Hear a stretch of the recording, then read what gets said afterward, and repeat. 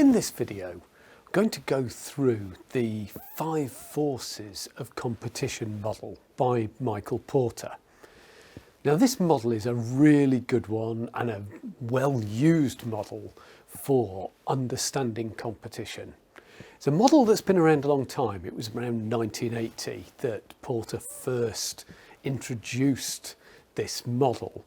But the reality is that the model was introduced because Porter studied and recognised the elements that create competition in industries. And valid as it was when he wrote it, it absolutely is still the case now.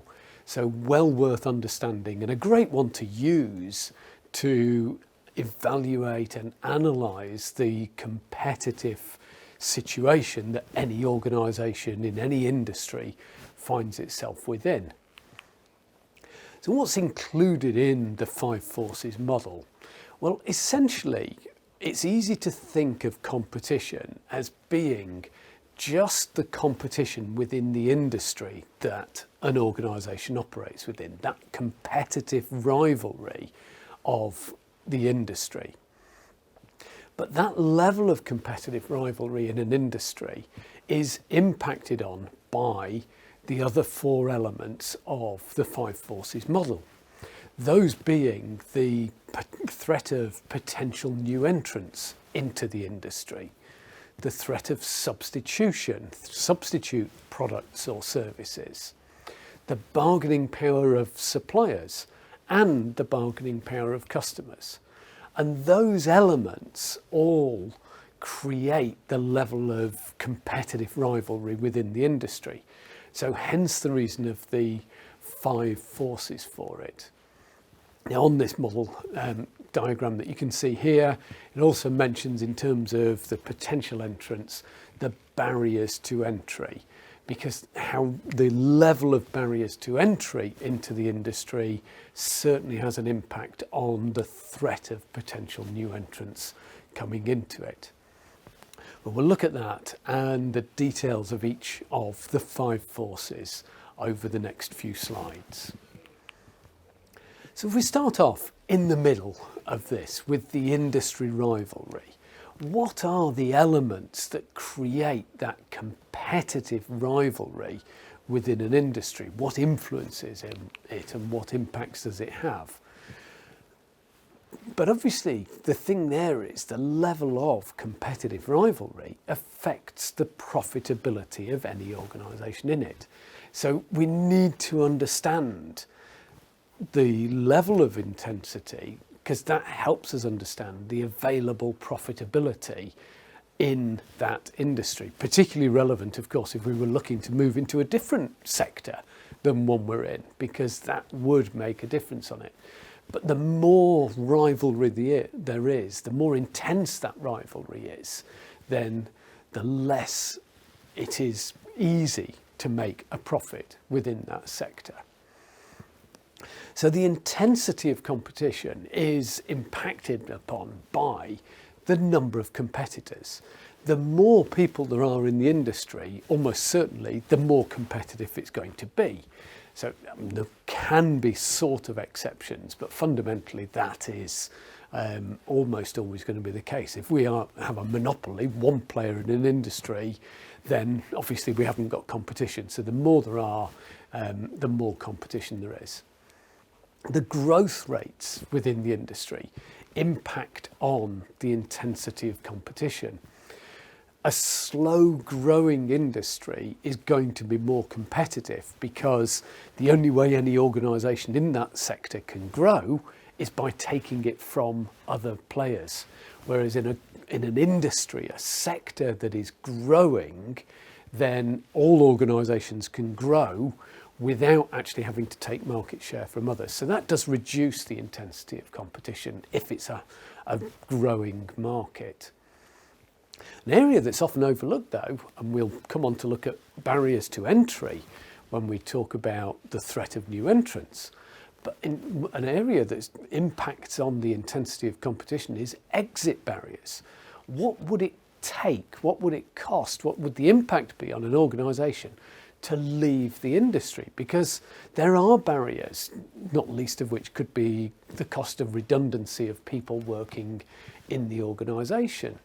So if we've got that kind of a situation, that with very high exit barriers, people are going to fight to stay in it because that's better than the barrier, overcoming the barriers to exit.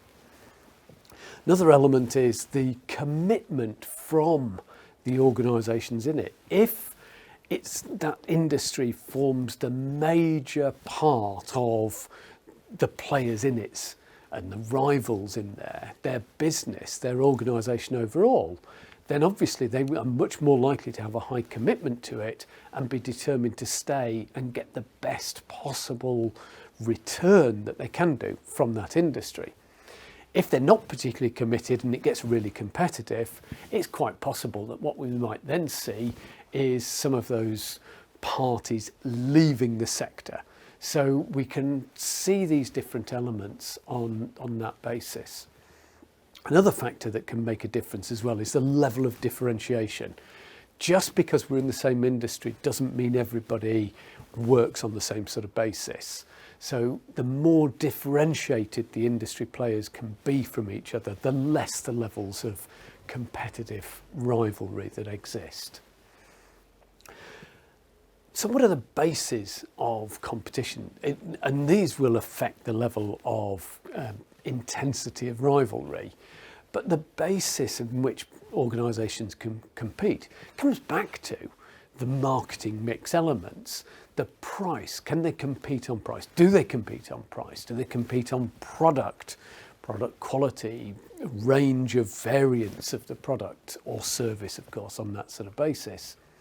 Can compete through promotion, promoting in different ways, and also on service, competing through the levels of service provided. So that is the industry rivalry, the competitive rivalry within the industry, and some of the factors that influence that. But the five forces model recognises that supplementing these is the other four elements of the five forces. So let's have a look at each of those in turn now.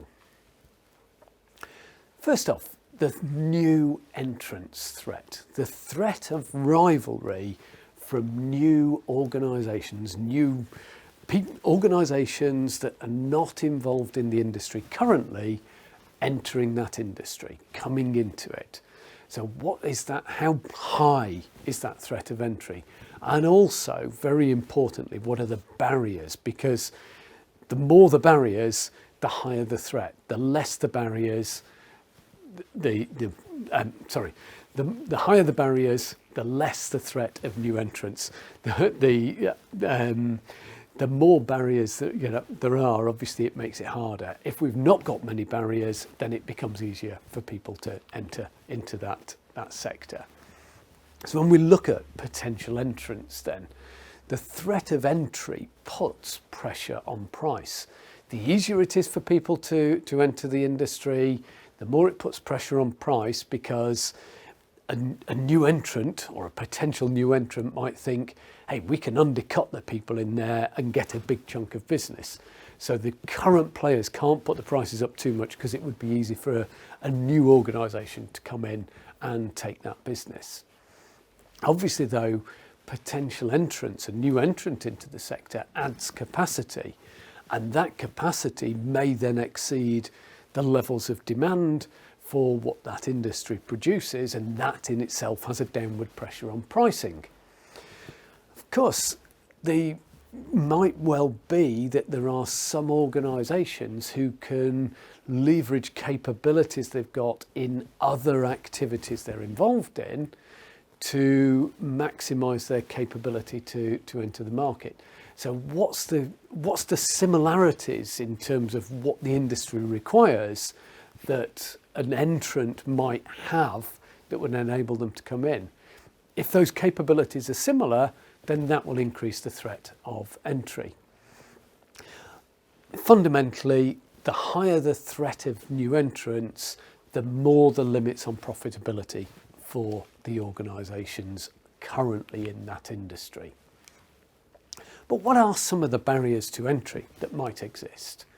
Well, one big barrier to entry sometimes can be economies of scale. So if it requires economy of scale to operate in the sector, it's very difficult for a potential entrant to gain that economy of scale. So that can be quite a barrier to entry. We can have barriers from both the supply and the demand side. If supply is limited, and we'll talk about that shortly, but if supply is limited and the industry is already buying up all that supply, it could be very difficult for an entrant to get access to that supply because it could all be tied up in existing contracts and things. Similarly, all purchases may be already tied up in long-term contracts, and again that would make it harder for a new entrant to enter the market. How much does it cost for a customer to switch for it? Now, this applies obviously in terms of the bargaining power of customers, but also the threat of new entrants. If it's going to be hard to persuade customers to change to a new supplier, then that presents a barrier to entry for new entrants because they would have to overcome that switching cost. If we look at things like power supplies and so on, electricity supplies within the UK, then there is regulation that makes it very easy for a customer to switch their provider of electricity supply, for example.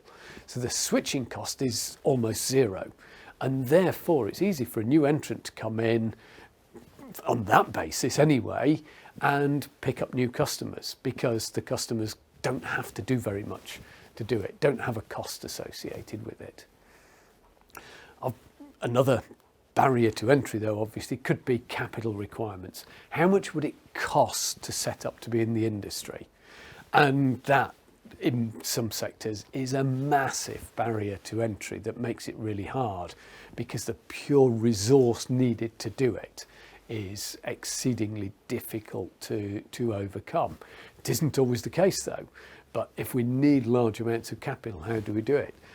An example, I'm a petrol head and spend a lot of time looking at the motor industry, the car industry, and really the only significant new car manufacturer for a few decades really is Tesla. And Tesla came in on the back of Elon Musk having made a large amount of money from PayPal. So he had a big chunk of capital to start with of his own, and his proven track record has enabled him to raise that capital. But otherwise, setting up on that basis without state aid, which others really had done, is, and I'm talking there about companies from the Far East who have been helped on that basis. It's very, very difficult to enter that sector because of the capital required for it. There are often incumbency advantages, purely the fact that the organisations that exist are known for what they do. That, of course, is where marketing elements come in particular branding, because customers get used to the brands that are available in those sectors. So being an incumbent and those advantages that come from it can present a barrier to entry, and particularly through brands and so on. It can be difficult to access distribution channels as well, in much the same way that we could look at it from the demand side. But if those distribution channels are already filled with the facilities provided by the existing suppliers, then it's hard. And there could, particularly with distribution, there could be exclusivity agreements that the distributors will only deal with one supplier, and therefore those are the distributors the customers use, and it's very hard for a new entrant to come in. It can also be down to government policies as well. Governments often are open to competition, but there can be wider policies that make it hard for new entrants to come in. It could be really difficult if we were planning a large retail operation, for example, to gain the planning permission to build the retail sites needed. So quite a lot of barriers to entry, and there are others as well, but that hopefully gives a good feel for some of those points. So what about substitutes? What are we talking about with substitutes? Well, in terms of the threat of new entry, just to go back to that, with the threat of new entry, we're talking about new entrants coming into the sector using the same basic technology, and that's the broadest use of that word, same basic technology as the existing players.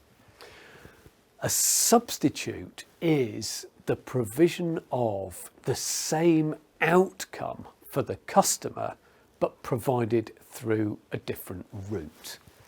So when we're looking at substitutes, that's what we're talking about. We're talking about the customer getting the same end result, but getting that in a different way. So we can be looking at all sorts of different things there. Something that performs in a similar way or provides that same function as the service or product that the industry currently provides. Something to bear in mind though is, I see many people saying, oh, there isn't a way to substitute what we do. There is almost always a substitute for what is being offered. And sometimes they can be very, very different. And obviously what, again, those substitutes do is put a ceiling on prices, because we can't raise the price above and that alternative route for which people can utilise to get that outcome, and therefore limits profitability. To give some examples of a substitute, you have to come up with the mobile phone, because mobile phones have substituted many, many things. If we think of what a smartphone does compared to things that we used before, a smartphone for many people has substituted any other form of camera. It's certainly substituted a pocket calculator, it's substituted a music player, quite probably a sat-nav system. For many, it's substituted wearing of a wristwatch. So that phone has substituted many, many different things. And if we go back, not very long, 20 years, it's very unlikely that manufacturers of cameras, particularly pocket cameras, would have envisaged that their competition would come from manufacturers of mobile phones. But the reality is that's what has happened.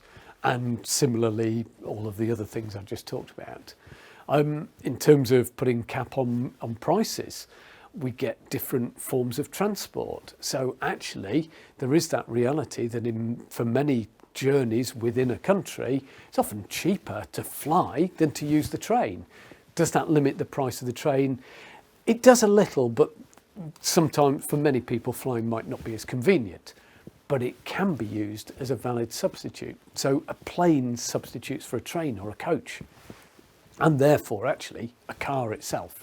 So substitutes come across in all sorts of different ways.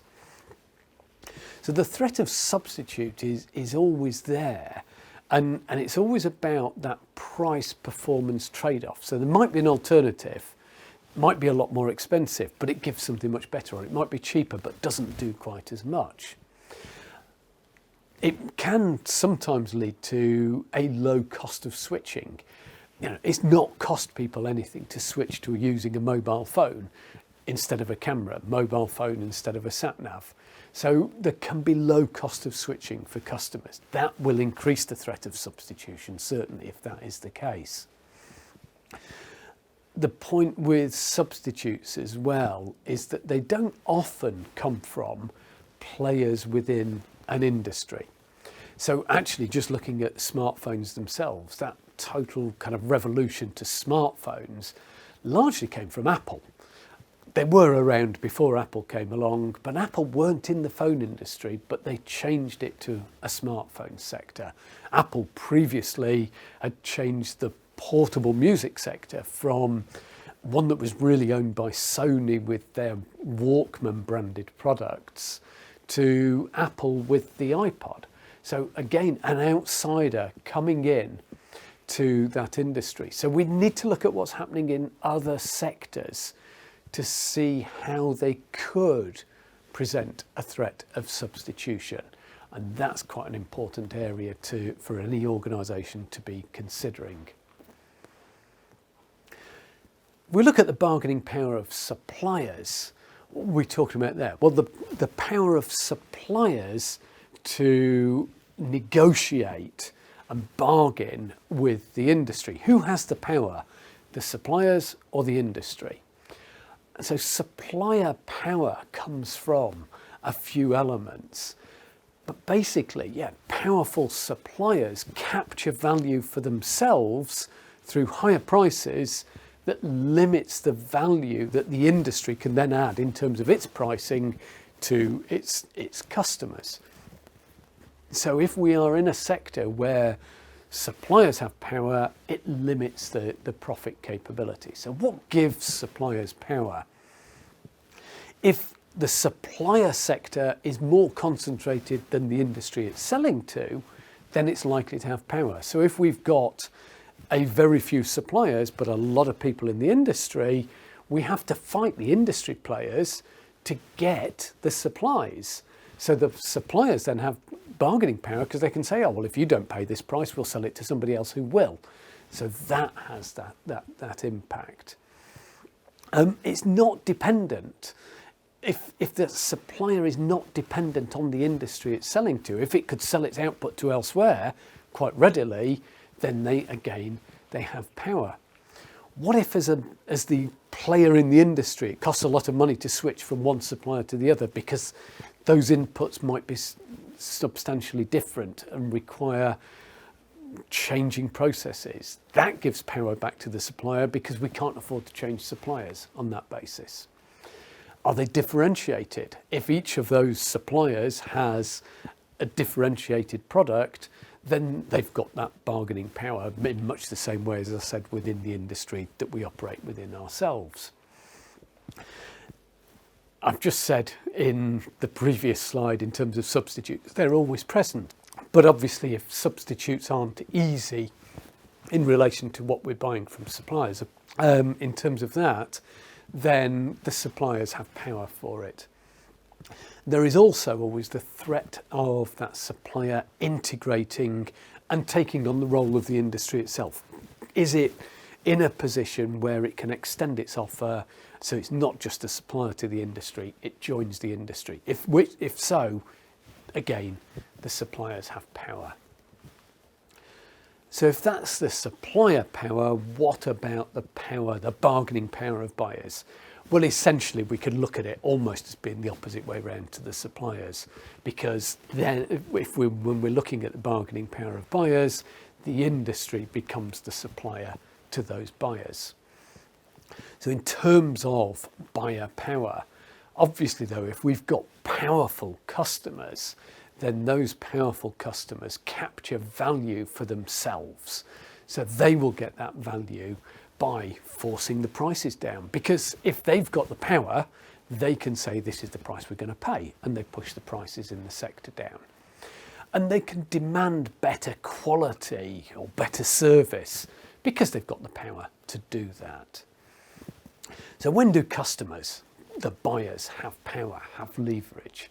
Well, if there aren't very many buyers and there are lots of sellers, then obviously they have power, just the same way as I said about supplier power in terms of that. If they purchase in large quantities, then they have power as well. So if they've got a large volume purchases, it gives customers power on that basis. If the products, services, the industry supplies are pretty much standardised and undifferentiated, the customer can pick and choose and it doesn't make any difference. So they've got power as to where they go. And if it doesn't cost them much to switch from one supplier to the other, again, they're increasing their power. And much the same way as a supplier might forward integrate, a customer, could they reverse integrate and do what they are for themselves, what they are getting from the industry? If they can, that gives them power because they can just say, well, if you won't do this for me, I'll do it myself. It's fine. And so but they can effectively manage without the industry overall. But when do buyers become price sensitive? Well, and reduce their level of power if the purchases are significant to their costs, then they're going to be quite price sensitive in relation to that. If their profits are low, they're going to be price sensitive.